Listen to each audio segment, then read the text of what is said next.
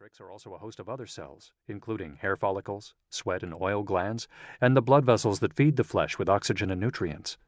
All of these types of cells have to be rebuilt into the repair tissue. A month after your paper cut, the wound is effectively healed. But long after you have forgotten all about it, the cells of your body will continue work on the wound for months, maybe a year, remodeling the site to restore it as well as they can by minimizing any scar. The redness fades as the temporary blood vessels that extended to fuel the repair process retreat, and the temporary collagen matrix that acted as a scaffold for the rebuilding is replaced with a more permanent version. A new piece of living tissue, a new piece of you, has been formed in an act of minor but necessary repair. The entirety of this reconstruction project has been brought about by thousands of cells working together and producing thousands of new, highly specialized cells that make up tissue, epidermis, glands, veins, and arteries. The fact that we, and all life, can create new living tissue out of cells is the grand idea that unites not only all living things, but every living thing that has ever existed. There are more living cells on Earth than there are stars in the known universe. Take bacteria.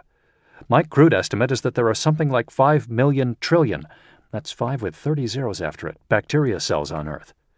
You are probably about 50 trillion human cells, give or take a few tens of trillion depending on your size. On top of all that, we are all walking petri dishes. Healthy humans are born sterile, a clean slate of only our own cells. But in a typical adult, the total human cell count is outnumbered 10 to 1 by the non-human cells that we carry in our guts, on our skin, and every surface inside and out, more often than not in the form of bacteria. But there are also bacteria's cousins, archaea, as well as larger and more complex hitchhikers such as yeast cells, protists, and the occasional parasitic worm. Right now you are probably carrying more than 1,000 alien species, most of whom you don't even notice, many of whom you couldn't live without.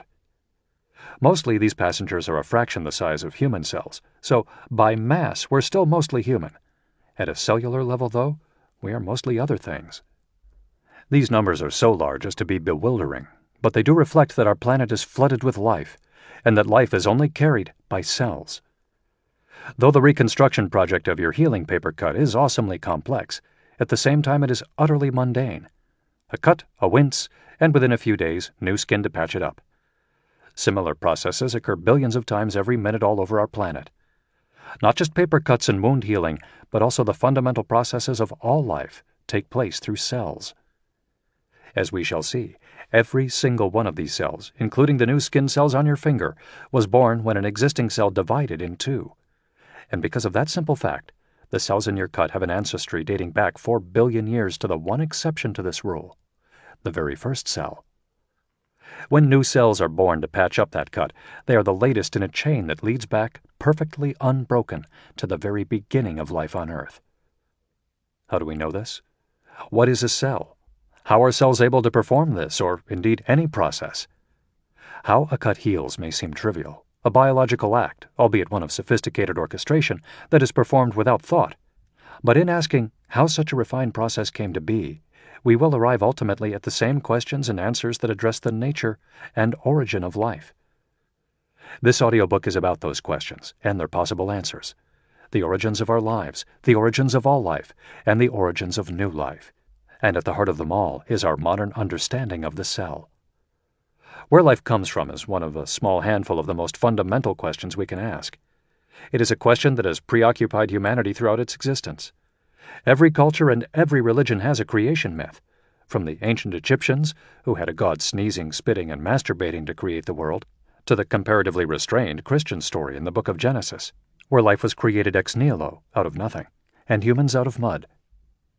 The true story began to reveal itself in a period of less than 100 years between the middle of the 19th and 20th centuries, with the emergence of the 3 great ideas in biology. As we will find out, cell theory, Darwin's theory of evolution by natural selection, and the discovery of the structure of DNA combine neatly to describe how life works. But they also bring us to the brink of cracking the big question itself, how life began. Key elements of that narrative are elusive, and contemporary scientists are hard at work filling in the gaps. With more fervor than at any time before, a model of Genesis is emerging, using the weight of modern biology to reconstruct the deep past. It is only very recently, with our solid understanding of the genes, proteins, and mechanics of these living chemical processes, that we can seriously question how they came to be in the... To keep listening to this audiobook, I've left you a link in the description so you can do it, at no cost thanks to Audible's 30-day free trial.